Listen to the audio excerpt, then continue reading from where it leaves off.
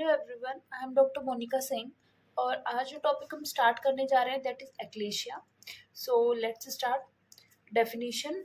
एक्लेशिया of the oesophagus is a neuromuscular dysfunction due to which the cardiac sphincter fails to relax during swallowing and result in progressive dysphagia and dilation of esophagus. इसके अंदर बोला है कि एक्लेशिया जो होता है ये इसोफेगस का एक न्यूरोमस्कुलर डिसफंक्शन है. तो मतलब इसमें न्यूरॉन्स और मसल्स दोनों इन्वॉल्व होती हैं, उसकी वजह से एक डिसफंक्शन होता है जिसमें क्या होता है जो हमारा कार्डियक स्फिंक्टर जो है इसोफेगस, जैसे इसोफेगस है और स्टमक है, ठीक है. तो इसोफेगस और स्टमक के बीच में जो कार्डियक स्फिंक्टर होता है ये क्या होता है, ये फेल टू रिलैक्स. जैसे जीईआरडी में क्या हो रहा था, ये बार बार रिलैक्स हो रहा था जिसकी वजह से खाना जो है, जो अपना एसिडिक कंटेंट जो है वो बार बार इसोफेगस में जा रहा था, ठीक है. बट अब क्या होता है, अब ये रिलैक्स होता ही नहीं है जिसकी वजह से खाना जो है ये इसोफेगस से और स्टमक के अंदर आ ही नहीं पाता है, ठीक है. जिसकी वजह से क्या होता है, आपको प्रोग्रेसिव डिस्फेजिया देखने को मिलता है, मतलब डिफिकल्टी इन swallowing देखने को मिलती है. और साथ साथ में डायलेशन ऑफ इसोफेगस क्यों देखने को मिलेगा, अगर खाना बार बार यहाँ पे, जैसे कि फॉर एग्जांपल यहाँ इसोफेगस इस वाले पार्ट में अगर खाना एक्यूमुलेट हो रहा है तो खाने के एक्यूमुलेशन की वजह से अब धीरे धीरे क्या होती है, इसोफेगस ऐसे डायलेट होने लग जाएगी, ठीक है. सो इसकी वजह से इसोफेगस के अंदर क्या होता है, डायलेशन भी आपको देखने को मिल सकता है.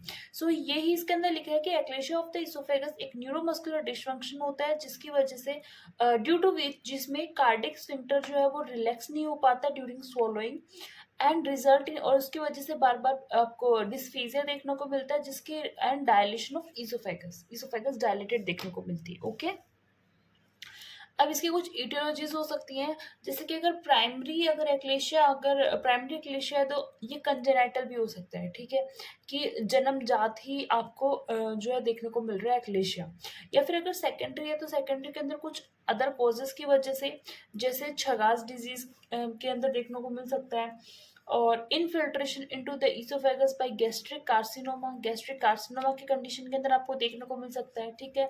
कुछ वायरल इन्फेक्शंस होते हैं जिसके अंदर ये कंडीशन देखने को मिल सकती है. या फिर कोई न्यूरो डिजनरेटिव डिजीज हो सकती है, ठीक है, जिसमें न्यूरॉन्स जो होती है वो डिजनरेट होती हैं, तो उस कंडीशन के अंदर भी आपको एक्लेशिया जो है देखने को मिल सकता है, ठीक है. देन हम बात करते हैं पैथोफिजियोलॉजी की.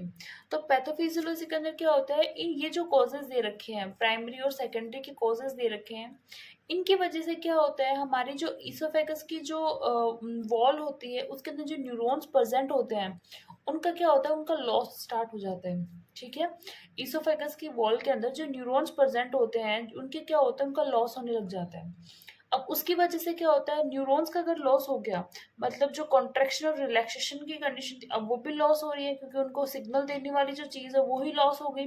सो उसकी वजह से हमारा लोअर इसोफेजियल स्फिंक्टर जो होता है that is fails to relax, अब वो रिलैक्स नहीं हो पाता एंड कॉजिंग ऑब्स्ट्रक्शन, जिसकी वजह से वहाँ पे ऑब्स्ट्रक्शन देखने को मिलता है, ठीक है. ऑब्स्ट्रक्शन वही हो गया ना, एलियस खुल ही नहीं पा रहा तो वो ऑब्स्ट्रक्शन ही हो गया एक प्रकार का. अनकोऑर्डिनेटेड और absent peristalsis in the oesophagus, उसके साथ ये देखने को मिलेगा कि न्यूरॉन्स वगैरह एब्सेंट होने की वजह से वहाँ के जो इसोफेगस के अंदर जो पेरिस्टाल्सिस मूवमेंट जो हो रहे थे, जो खाने को बॉलिस को हमारे नीचे स्टमक तक लेके जा रहे थे, अब वो या तो अनकोऑर्डिनेटेड है या फिर पेरिस्टाल्सिस एब्सेंट ही हो जाएगा जिसकी वजह से खाना जो है वो नीचे जा ही नहीं पाएगा, ठीक है. और इस कंडीशन में आपको एक्लेशिया देखने को मिलता है, ठीक है. देन हम बात करते हैं क्लिनिकल फीचर्स की. सो क्लिनिकल फीचर्स तो जैसे हमने जीआरडी में मैंने बोला था, क्लिनिकल फीचर्स को हमें रटने की ज़रूरत नहीं है, हम ये कंडीशन को देख के ही बता सकते हैं. जैसे कि अगर खाना इसोफेगस के अंदर अगर जमा हो रहा है देन सबसे क्या कॉमन हो सकता है, वो खाना वापस बाहर आ जाएगा, ठीक है. या फिर क्या हो सकता है, आपको अगर खाना इकट्ठा है तो आपको क्या होगा, आपको सोलोइंग में ही प्रॉब्लम होने लग जाएगी, खाना आप अंदर गिटकोगे ही नहीं, ठीक है. तो डिस्फेजिया में क्या होता है, ये सॉलिड फूड के लिए तो बहुत ही वर्स होता है, सॉलिड फूड को आप सोलोइंग करना बहुत ही डिफिकल्ट होता है, बट लिक्विड डाइट जो होती है उसके लिए थोड़ा ईज रहता है, थोड़ा नॉर्मल रहता है कि आप लिक्विड डाइट ले सकते हैं. और स्टैंडिंग से आप ईटिंग के बाद में इधर उधर घूमने से ये चीज़ थोड़ा बेटर फील होता है पेशेंट को, ठीक है. दूसरा जो है हार्ट बर्न, ये कभी भी नहीं हो सकता, रीगर्जिटेशन हो सकता है। देखो अब रीगर्जिटेशन और हार्टबर्न में क्या डिफरेंस है। रीगर्जिटेशन का मतलब है जो खाना आपने खाया वो वापस आ गया, ठीक है, बट वो क्या हो गया, वो खाना स्टमक से वापस नहीं आया, रीगर्ज हुआ है। इसके अंदर हार्टबर्न में क्या होता है, हार्ट बर्न क्यों हो रहा है, क्योंकि जो खाना है उसके अंदर क्या है, वो एसिडिक कंटेंट है। अगर वो स्टमक में चला जाता और उसके बाद में अगर वो वापस आता, देन वो हार्टबर्न जो है वहाँ पे कॉमन था, ठीक है। सो ये हार्टबर्न जो है GERD के अंदर कॉमन होता है, बट रीगर्जिटेशन में खाना स्टमक के अंदर गया ही नहीं, स्टमक में जाने से पहले इसोफेगस से ही खाना वापस रीगर्ज होके वापस ऊपर आ गया, ठीक है, दैट इज रीगर्जिटेशन। तो इसके अंदर जो है एक्लेशिया के अंदर रीगर्जिटेशन देखने को मिलता है, ना कि हार्टबर्न, ठीक है। दूसरा, पर्सन को चेस्ट पेन फील होंगे, इसोफेजल स्पाज्म की वजह से पर्सन को चेस्ट में पेन फील होता है। फिर वेट लॉस भी हो सकता है। अब वेट लॉस क्यों होगा, क्योंकि देखो खाना जो है वो पेट तक तो जा ही नहीं रहा, तो इंटेस्टाइन में जाकर तो कहाँ ही अब्जॉर्ब होगा अगर पेट तक ही नहीं जा रहा तो। सो खाना जो है अपने इसोफेगस से पर्सन वापस बाहर निकालने की कोशिश कर देता है। और फिर हमने जैसे बोला कि पर्सन लिक्विड डाइट ले सकता है, तो लिक्विड डाइट लेके तो उसका कितना ही वेट बढ़ेगा, ऑब्वियसली वेट लॉस ही होगा उसका। और नॉक्चुरल पल्मोनरी एस्पिरेशन, अगर मतलब बहुत आगे की स्टेज में अगर एक्लेशिया चला जाता है कि अगर आपने इसको ट्रीट नहीं किया और बढ़ता जा रहा है बढ़ता जा रहा है, देन लास्ट में ये हमारे रात को सोते समय जो है ये एस्पिरेशन प्रॉब्लम भी जो है क्रिएट कर सकता है, ठीक है। उसके बाद में जैसे हम बात करते हैं कि डायग्नोसिस की अगर बात करते हैं, तो डायग्नोसिस के अंदर जैसे सबसे पहले बेरियम सोलो मील करवाएंगे। अब बेरियम सोलो मील क्यों करवा सकते हैं, क्योंकि हमें ऑब्स्ट्रक्शन देखना है, ठीक है। सो ऑब्स्ट्रक्शन इसके अंदर हम जो एंडोस्कोप है, एंडोस्कोप की यूज नहीं करेंगे, सॉरी एंडोस्कोपी वाले में यूज करेंगे। इसमें क्या, एंडोस्कोपी के अंदर अपन एक एंडोस्कोप होता है, उसका कैमरे वैमरे अटैच होते हैं, उसको अपन अंदर इंसर्ट करते हैं GI ट्रैक्ट के अंदर, और फिर हम देखते हैं कि क्या दिक्कत चल रही है अंदर, ठीक है।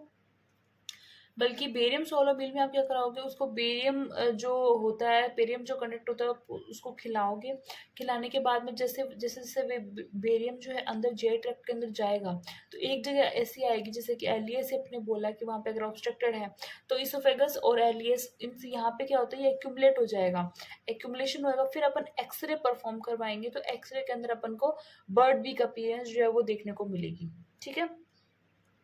सेकंड जो है अपन एंडोस्कोपी मैंने बता दिया। फिर अपन मैनोमेट्री करवा सकते हैं। मैनोमेट्री में अपन जो है अब प्रेशर को चेक करते हैं, ठीक है, कि इसोफेजल में प्रेशर को इसोफेजल जो प्रेशर जो होता है मैनोमेट्री के अंदर, पर इसोफेजल प्रेशर को चेक करेंगे, कंफर्म करेंगे कि हाई प्रेशर है, non relaxing lower oesophageal sphincter है with poor contractility of oesophageal body. मतलब ये अपन चेक करते हैं कि देखने के लिए कि इसोफेगस के अंदर क्या कंडीशन चल रही है। उसके बाद में अगर मैं ट्रीटमेंट पे आती हूँ, तो ट्रीटमेंट में सबसे पहले मैं एंडोस्कोपिक कुछ प्रोसीजर्स करूँगी, ठीक है। एंडोस्कोपिक प्रोसीजर के अंदर जैसे कि फोर्सफुल न्यूमेटिक डायलेशन यूज करते हैं अपन, ठीक है। इसके अंदर अपन 30 to 35 mm डायमीटर का जो है एक बलून जो होता है उसको अंदर इसोफेजियल स्फिंक्टर जो है वहाँ पे डिसरप्ट करवाते हैं। ये 80% पेशेंट्स के अंदर इम्प्रूवमेंट कर देता है, ठीक है। बट कुछ पेशेंट्स जो ऐसे होते हैं जिनको बार बार बार बार बार बार डायलेशन की जरूरत पड़ रही है, तो उनके अंदर फिर अगर अपन आगे सर्जिकल प्रोसीजर्स जो है वो परफॉर्म कर देते हैं। ये जो फोर्सफुल न्यूमेटिक डायलेशन है, इसके अंदर पर बोtulinum टॉक्सिन इंजेक्शन जो है वो भी इंसर्ट करते हैं एलियस के अंदर।